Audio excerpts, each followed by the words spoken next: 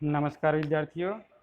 आज हम शुरू करते हैं व्यक्तित्व प्रश्नमाला पार्ट 2। क्योंकि हमने व्यक्तित्व प्रश्नमाला पार्ट 1 में प्रश्न नंबर 1 से लेकर 30 तक प्रश्नों का अध्ययन किया। अब उसके आगे हम प्रश्न नंबर 31 से आगे बढ़ेंगे। तो चलिए शुरू करते हैं व्यक्तित्व प्रश्नमाला पार्ट 2। प्रश्न 31, थीमेटिक टेस्ट का निर्माण किसने किया था? ऑप्शन ए मॉर्गन ने, बी मुरे ने, सी मॉर्गन एंड मुरे ने, डी हंटा ने। तो थीमेटिक टेस्ट जो है, जिसे हम टीएटी थीमेटिक परसेप्शन टेस्ट बोलते हैं, तो उसका निर्माण मॉर्गन एंड मुरे ने किया था। ऑप्शन सी बिल्कुल सही है। प्रश्न 2, मनोवैज्ञानिकों ने व्यक्तित्व के कितने पहलू माने हैं? Option A 2, B 4, C 5, D 6। तो मनोवैज्ञानिकों ने व्यक्तित्व के जो पहलू माने हैं वह 4 पहलू माने हैं। ऑप्शन बी बिल्कुल सही है। प्रश्न 33, डॉक्टर कुसुम सिंह ने अपने शोध के व्यक्तित्व को कितने प्रधान गुणों की खोज कर उन्हें मापन किया है? जो डॉक्टर कुसुम सिंह हैं, CGSA CSJ MKU 99 में इन्होंने शोध किया था। तो इन्होंने व्यक्तित्व के कितने गुणों को खोज करके उनके मापन में सम्मिलित किया है? तो option A 12, B 14, C 16, D 20। तो डॉक्टर कुसुम सिंह ने अपने शोध में व्यक्तित्व के जो प्रधान गुणों की खोज करके उनका मापन किया है, तो वह उनके 16 गुणों के अंतर्गत आते हैं। उसी को बाद में 16 PF में शामिल किया गया। ऑप्शन सी बिल्कुल सही है। प्रश्न 34, एजुकेटिंग एक्सेप्शनल चिल्ड्रेन नामक पुस्तक किसने लिखी? Option A Adler, B S.A. Kirk, C Hayward, D Lansky. इन सभी के नाम के सामने इनका सन लिखा हुआ है कि कब इन्होंने उस पुस्तक को लिखा। तो एजुकेटिंग एक्सेप्शनल चिल्ड्रेन नामक पुस्तक जो लिखी वह S.A. किर्क ने 1950 में लिखी। ऑप्शन बी बिल्कुल सही है। प्रश्न 35, शिक्षक को कब मानसिक रूप से अस्वस्थ कहा जा सकता है? ऑप्शन ए अधिक गुस्सा करने वाले शिक्षक, बी अधिक नम्र अध्यापक, सी ज़्यादा पढ़ाने वाले शिक्षक, डी कम बोलने वाला शिक्षक। तो यहाँ पर शिक्षक को मानसिक रूप से अस्वस्थ तभी कहा जा सकता है जब वह अत्यधिक गुस्सा करें। ऑप्शन ए बिल्कुल सही है। प्रश्न 36, सन 1980 हेवार्ड एंड लैंस्की ने कौन सी पुस्तक लिखी?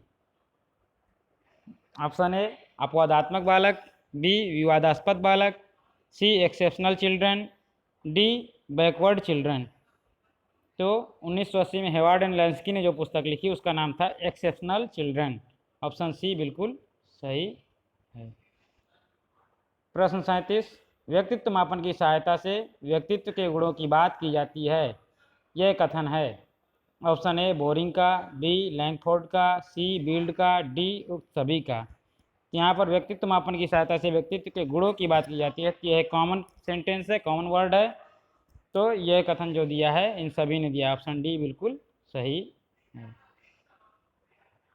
प्रश्न 38, व्यक्तित्व को पर्यावरण के प्रति समायोजन का निर्धारक कहने का तात्पर्य क्या है? ऑप्शन ए व्यक्तित्व चमत्कारिक होता है, बी व्यक्तित्व अलौकिक होता है, सी व्यक्तित्व अपने अपने ढंग का होता है, डी व्यक्तित्व चयनात्मक होता है। तो व्यक्तित्व का पर्यावरण के प्रति समायोजन का निर्धारक कहने का तात्पर्य है कि व्यक्तित्व अपने अपने ढंग का होता है। जैसा जिसका पर्यावरण होता है, जैसी स्थिति होती है, वैसा व्यक्तित्व होता है। ऑप्शन सी बिल्कुल सही है। प्रश्न 39, व्यक्तित्व को प्रायः किस रूप में परिभाषित किया गया है? ऑप्शन ए मनोयौनीय, बी जैविक, सी मनोशारीरिक, डी जैव रसायन। तो व्यक्तित्व को प्रायः मनोशारीरिक रूप में परिभाषित किया जाता है। ऑप्शन सी बिल्कुल सही है। अर्थात व्यक्ति का बाह्य और आंतरिक व्यक्तित्व मापकर मनोशारीरिक रूप में इसको परिभाषित किया जाता है। प्रश्न 40, व्यक्तित्व संबंधी किस उपागम में सीखने पर विशेष बल दिया जाता है? ऑप्शन ए व्यवहारात्मक उपागम, बी शीलगुण उपागम, सी गत्यात्मक उपागम, डी प्रकार उपागम। तो वह उपागम जिसमें सीखने पर विशेष बल दिया जाता है वह है व्यवहारपरक उपागम। ऑप्शन ए बिल्कुल सही है, अर्थात व्यक्तित्व के द्वारा व्यवहार में परिवर्तन लाने का प्रयास किया जाता है। प्रश्न 41, व्यक्तित्व गुणों का समन्वित रूप है, यह कथन है। Option A Woodworth, B Morton, C Guilford, D Allport. तो व्यक्तित्व जो गुणों का समन्वित रूप है, यह कथन है ऑप्शन ए वुडवर्थ का।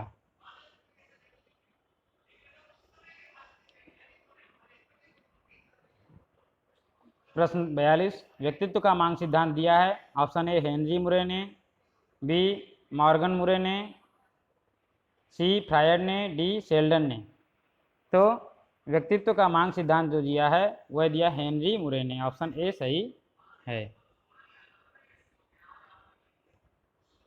प्रश्न 43, सामाजिक मान्यता तथा परंपराओं के अनुरूप कार्य करने की प्रेरणा मिलती है। ऑप्शन ए इदम से, बी अहम से, सी परा अहम से, डी इन सभी से। तो सामाजिक मान्यताओं तथा परंपराओं के अनुरूप जो कार्य करने की प्रेरणा मिलती है वह व्यक्ति के स्वयं के अहम से मिलती है, अर्थात स्वयं के द्वारा उसे प्राप्त होती है। ऑप्शन बी बिल्कुल सही है। प्रश्न 44, शरीर रचना सिद्धांत के प्रवर्तक थे। Option A Sheldon, B Freud, C Allport, D इनमें से कोई नहीं। तो शरीर रचना सिद्धांत के जो प्रवर्तक थे वो थे शेल्डन। ऑप्शन ए बिल्कुल सही है। प्रश्न 45, धनात्मक चरित्र, संवेगात्मक स्थिरता, सामाजिक बुद्धि आदि किस सिद्धांत के प्रमुख कारक हैं। ऑप्शन ए मांग, बी विशेषक, सी मनोविश्लेषणात्मक सिद्धांत, डी शरीर रचना सिद्धांत। तो धनात्मक चरित्र, संवेगात्मक स्थिरता, सामाजिक बुद्धि आदि जो सिद्धांत हैं इस मांग सिद्धांत के प्रमुख कारक हैं। ऑप्शन ए बिल्कुल सही है। प्रश्न 46, शील सिद्धांत के प्रतिपादक हैं। Option A Cattell, B Allport, C A और बी दोनों, डी मुरे। तो शील सिद्धांत के जो प्रतिपादक हैं वो कैटल और आलपोर्ट दोनों हैं। ऑप्शन सी बिल्कुल सही है, दोनों ने अलग अलग शील गुणों की चर्चा की है। प्रश्न 47, मूल प्रवृत्तियों को मुख्यतः कितने भागों में बांटा गया है। प्रश्न option A 2, B 1, C 3, D 4। तो मूल प्रवृत्तियों को देखा जाए तो मुख्यतः 2 भागों में बांटा गया है, अर्जित और नैसर्गिक अर्थात प्राकृतिक, नेचुरल। तो ऑप्शन ए बिल्कुल सही है। प्रश्न 48, व्यक्तित्व की विशेषता नहीं है। ऑप्शन ए सामाजिकता, डी आत्मचेतना, सी लक्ष्य निर्देशन। तो यहाँ पूछ रहा है व्यक्तित्व की डी इनमें से कोई नहीं। तो यहाँ पर व्यक्तित्व की जो विशेषता नहीं है तो डी इनमें से कोई नहीं, अर्थात ये सभी व्यक्तित्व की विशेषताएं हैं, इनमें से कोई भी ऑप्शन ऐसा नहीं है जो व्यक्तित्व की विशेषता को न दर्शाए। तो ऑप्शन डी बिल्कुल सही है। प्रश्न 49, अंतर्मुखी व्यक्तित्व की विशेषता नहीं है। ऑप्शन ए एकांतवास, बी आदर्शवादी, सी चिंतामुक्त, डी आज्ञापालक। तो अंतर्मुखी व्यक्तित्व की विशेषता नहीं है पूछ रहा है। तो एकांतवास अंतर्मुखी व्यक्तित्व की विशेषता मानी जाती है, आदर्शवादी भी उसकी विशेषता मानी जाती है, लेकिन चिंता मुक्त बहिर्मुखी व्यक्तित्व की विशेषता है। तो ऑप्शन सी चिंता मुक्त अंतर्मुखी व्यक्तित्व की विशेषता नहीं है। तो ऑप्शन सी बिल्कुल सही है। प्रश्न 50, बहिर्मुखी व्यक्तित्व की विशेषता है। ऑप्शन ए प्रभुत्वपूर्ण, बी उत्तम लेखन, सी आत्मकेंद्रित, डी ये सभी। तो बहिर्मुखी व्यक्तित्व की जो विशेषता है, पहले पूछा था अंतर्मुखी व्यक्तित्व की विशेषता नहीं है, यहाँ पर पूछ रहा है विशेषता है और नहीं में बहुत आपको ध्यान रखना होता है क्योंकि एक ही शब्द से आपका प्रश्न गड़बड़ा जाता है। तो बहिर्मुखी व्यक्तित्व की जो विशेषता है वह ऑप्शन ए प्रभुत्वपूर्ण। प्रश्न 51, आलपोर्ट के अनुसार व्यक्तित्व नहीं है। ऑप्शन ए मुख्य, केंद्रवर्ती, बी केंद्रवर्ती, सी कार्यात्मक, डी गौड़। तो आलपोर्ट के अनुसार जो व्यक्तित्व नहीं है वो है ऑप्शन सी कार्यात्मक।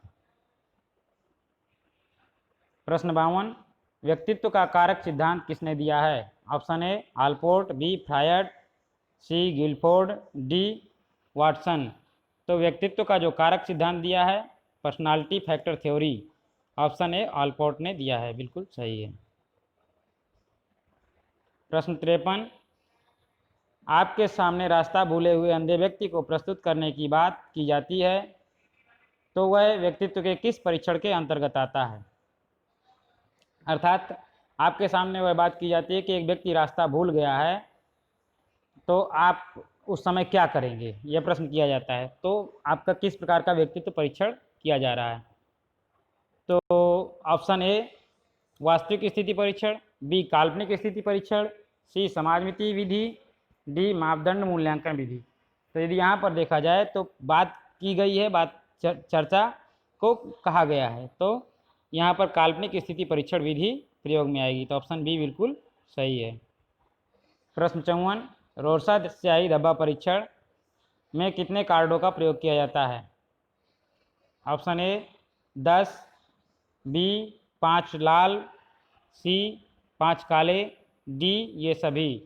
तो रोरसा स्याही धब्बा परीक्षण में जो प्रमुख रूप से कार्डों का प्रयोग किया जाता है वह है ऑप्शन ए 10। कुल 10 कार्डों का प्रयोग किया जाता है, जिसमें से 5 तीव्र काले अर्थात अधिक काले और 2 सामान्य काले और 3 अन्य रंग के कार्ड होते हैं। इस प्रकार से इसमें होता है। प्रश्न 55, स्याही धब्बा परीक्षण का पहला प्रयोग किस पर किया गया था। ऑप्शन ए सामान्य व्यक्तियों पर, बी विशिष्ट व्यक्तियों पर, सी मनोरोगियों पर, डी बच्चों पर।